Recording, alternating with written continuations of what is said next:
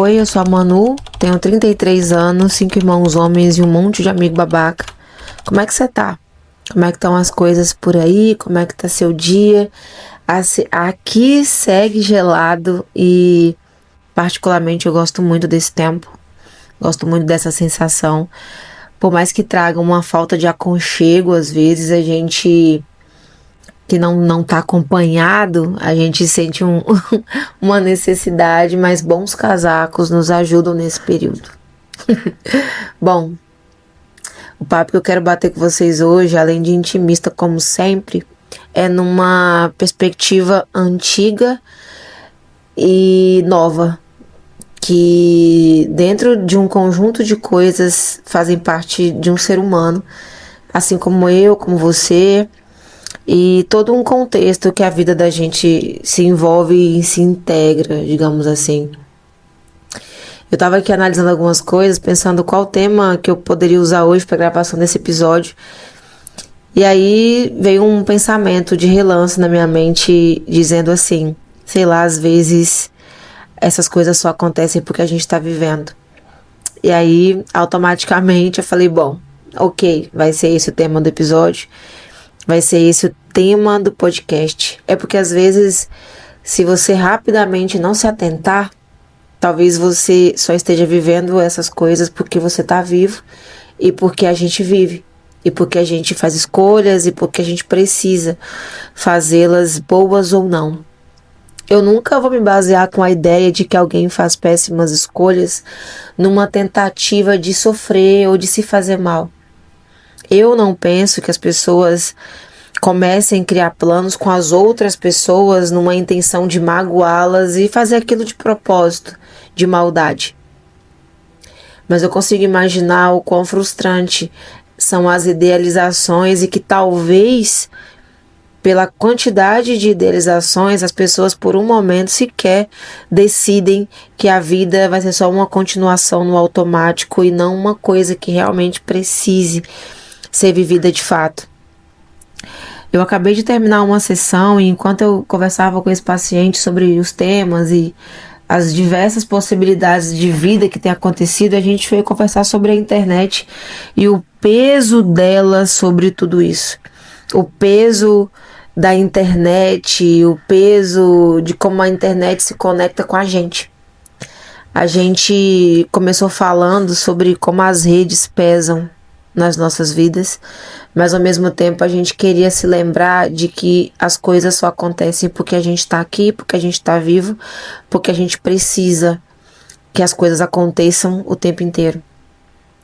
É engraçado a gente criar idealizações porque dentro do percurso a gente só consegue visualizar o quanto a gente falha, mas não quantas vezes a gente acerta. A ideia que se vende nas redes sociais é de uma vida que você não tem. Não importa quantas vidas aconteçam, a sua está diferente. Talvez se você se adentrasse 100% para dentro das relações dessas pessoas, dessas vidas, você nem queria estar lá. Mas talvez você queira exatamente pela situação de não experimentar. A gente estava conversando sobre felicidade, sobre tristeza, sobre relacionamentos, sobre quanto a gente se envolve em coisas que não precisariam estarmos envolvidos 100%. E chegamos à conclusão que a gente só vive essas coisas porque tem alguém vivo dentro da gente. E que isso é bom. E que isso é válido, e que bom que isso acontece, até mesmo nas vezes que a gente quebra a cara numa tentativa de acertar. A gente se frustra por mirar nas pessoas o melhor delas, que elas possivelmente ainda nem sequer descobriram. A gente tem uma ideia de perfeição como se nós não estivéssemos dispostos ao erro, ou expostos, talvez assim. Como se isso tornasse a gente um pouco melhor que os outros e quando na verdade a gente está montando um grande muro entre nós e as percepções dos outros. A gente estava conversando sobre muros e aí ele falou assim, se o muro for muito alto, a gente consegue ouvir quem está gritando do outro lado? Aí eu falei que provavelmente sim. Provavelmente a gente vai escutar quem está gritando do outro lado, mas não vai conseguir ver. E se o outro quiser mentir do outro lado do muro, que tá com roupas diferentes, você tem a decisão de acreditar ou não. Em contrapartida, existe duas pessoas ali e um muro no meio. E o grande problema disso tudo é que você tem a opção de acreditar ou não na pessoa do outro lado do muro, com que ela se mostra do jeito que ela é. O outro tem a opção de falar a verdade ou mentir para você. E as duas opções você não tem controle pleno. Você tem controle só do que você vai acreditar, mas não que aquilo vai ser verdade. E não é uma segurança a fala quando se existe um muro que bloqueia tudo aquilo. A ideia de ter controle sobre tudo é ruim. Pela primeira vez, eu sinto alívio de não ter controle sobre nada. Fazia um tempo que eu já trabalhava isso de não ter controle sobre tudo, nem mesmo sobre as mentiras que o outro vai me contar. E aí esse paciente falou assim: e o que a gente faz quando a gente descobre que as pessoas mentiram pra gente? Criaram contos de fadas, histórias pra gente que, sei lá, não vai acontecer. E o outro simplesmente sentiu prazer em contar aquelas coisas e mentir. O que a gente faz? Aí eu disse que a gente não tem controle sobre o que passa na cabeça do outro, mas que a gente tem um baita controle de raciocinar porque que a gente acredita ainda no ser humano. E isso se atribui a uma qualidade incrível que poucas pessoas têm agora. A credibilidade. E aí ele falou: jurava que você ia dizer lealdade. Você sempre fala sobre lealdade. Mas eu disse que dessa vez não. Dessa vez é credibilidade. Credibilidade é o que a gente faz com a gente, é o que a gente faz com o outro. Antes da lealdade ou depois dela, eu ainda não sei mais ou menos em que lugar ela entra, e talvez em outro podcast eu consiga responder melhor. Mas a palavra que vem agora não é lealdade, mas sim credibilidade. O que está dentro da gente é verdade. A gente não mente sobre isso, a gente não pode mentir sobre isso, e se você mente sobre o que está do lado de dentro, a gente talvez precisa marcar uma sessão para tu começar a evidenciar essas sensações. Mas a credibilidade vem de um poder que você tem do lado de dentro, de olhar para o que o outro está dizendo e a credibilizar ele. Credibilizar ele está mais relacionado ao quão você não faria aquilo. Está mais ligado ao quão você não mentiria da mesma forma. Está mais ligado ao quão você jamais colocaria o outro para passar por aquilo se você não tivesse disposto a sentir. Quando a gente levanta os muros, a gente se protege, mas também se afasta, se distancia. Abre prisões emocionais que só a gente tem. E como o papo de hoje é exatamente sobre isso, sobre como a gente se sente, sobre a gente estar vivo, logicamente, todas as vezes que alguém te decepcionar, você vai precisar racionalizar o porquê que você caiu. Eu volta e meia encontro com essa situação em terapia de pessoas frustradas e magoadas e decepcionadas com a atitude que os outros tiveram com elas e das mentiras que os outros contaram. E aí eu chego agora no momento de reflexão que talvez isso deve ser mais interno do que externo. Por que você acreditou no outro? Que lindo isso em você, que válido isso em você, que credibilidade incrível que você tem dentro de si, que conseguiu transferir e acreditar que o outro também saberia conduzir aquilo. A ideia de que quando o outro te machuca é culpa sua, não é 100% verdade. A verdade é que quando o outro te machuca pelas idealizações que vocês criaram, que você criou, tá mais ligado ao que você tem do lado de dentro. Porque você não tá mentindo, então você vai sentir mais. Você não tá enganando, então você vai sentir mais. E não importa o quanto você não esteja bem emocionalmente, às vezes a gente só precisa se lembrar que tá vivo. E isso só acontece porque a gente tá vivo.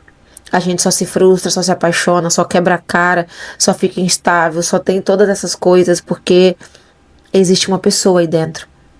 E as coisas vão acontecer e você tá colocando a tua vida em movimento. Para algumas pessoas é super seguro não estar se sentindo emocionado ou sentindo qualquer tipo de interesse em ter um relacionamento.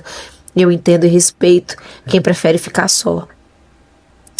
Mas e se você preferir ficar só e não está vivendo do jeito correto, essa vida você viveu? Como era a sensação de estar parado só porque você tem medo? Qual foi a última vez que você teve coragem e credibilizou alguém para que você desse o próximo passo?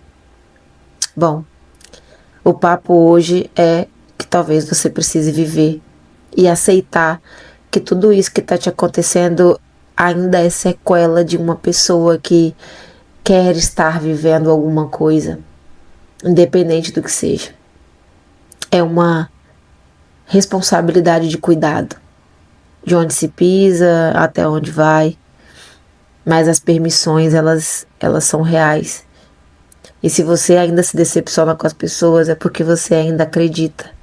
E se você ainda acredita, é porque você vale. E você vale muito.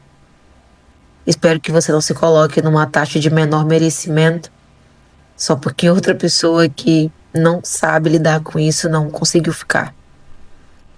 É muito caso na terapia e eu precisava falar disso, porque eu estava até comentando com uma amiga ontem sobre ela pensando em mudar de cidade, pensando em mudar de lugar, e eu tentei lembrar para ela que onde a gente vai, a gente se leva.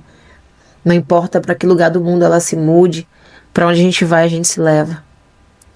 E que se fosse dinheiro, que se fosse status, que se fosse uma cobertura, uma casa incrível, eu não teria tantos pacientes lidando com isso.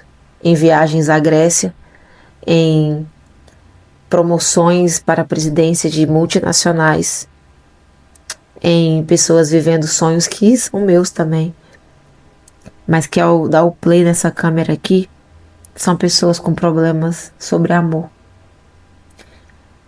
Isso me faz lembrar de quando eu trabalhava na oncologia, que eu entendia que eu atenderia pacientes com câncer por conta das suas doenças, mas quando elas abriam a porta da sala, elas só sabiam falar sobre amor, de novo. Então,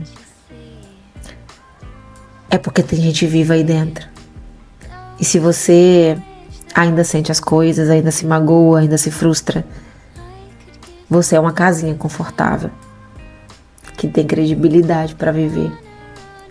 Eu espero que esse episódio de hoje seja um abraço para todos os meus pacientes da última semana em especial. Eu espero que o amor que você tem seja uma casa muito bonita e confortável, com quadros lindos e girassóis num vaso. É bom que você não se esqueça dessa imagem, e se tiver uma vista para o mar vai ser excelente. Eu só não quero é que vocês destruam os vasos de girassóis, tampem as cortinas para não ver o mar, só porque alguém decidiu que a tua casa não era a ideal. É isso. Fiquem bem, se cuidem. E claro, né? Tô sempre aqui e até o nosso próximo encontro. Até breve.